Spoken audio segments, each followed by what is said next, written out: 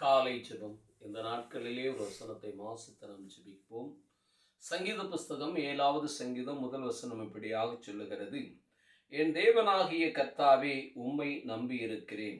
என்னை துன்பப்படுத்துகிறவர்கள் எல்லோருக்கும் என்னை விலக்கி ரட்சியும் என்று சங்கீதக்காரன் சொல்லுகிறதை பார்க்கிறோம். பிரியமானவர்களே, எவ்வளவு நெருக்கங்கள் இருந்தாலும், எவ்வளவு பிரச்சனைகள் இருந்தாலும், எவ்வளவு போராட்டங்கள் இருந்தாலும் அதற்கு தீர்வு ஆண்டவராய் இயேசு கிறிஸ்துவாய் இருக்கிறார். அவரிடத்தில் வருகிற பொழுது அவர் எல்லாவற்றிலும் இருந்து நம்மை விலக்கி பாதுகாத்து ரட்சிக்க போதுமானவராய் இருக்கின்றார்.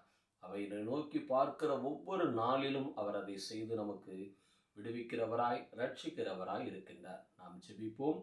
எங்கள் அன்புக்கு அதிகமாய் நேசித்து வழி நடத்துகிற எங்கள் அன்பின் நல்ல பிதாவே, இந்த வசனத்தின் மூலமாய் ஆண்டவரே இந்த ஜெபத்தை கேட்கிறேன் ஒவ்வொரு பிள்ளைகளையும் கர்த்தாவே இந்த 22ஆம் தேதி 12வது மாதத்திற்காக நன்றி செலுத்துகிறோம்.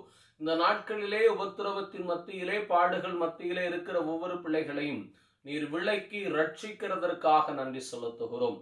ஆண்டவரே, சிறியோர் முதல் பெரியோர் வரைக்கும் ஆண்டவரே ஒவ்வொரு குடும்பத்தாரையும் நீர் விலக்கி ரட்சித்து ஆசீர்வதித்து உயர்த்தும்படியா ஜெபிக்கிறோம். ஆண்டவரே, தீர்க்காயுசையும் பூரண சுகத்தையும் பலத்தையும் கொடுங்க, ஆசீர்வதிங்க, பாதுகாத்து கொள்ளுங்க.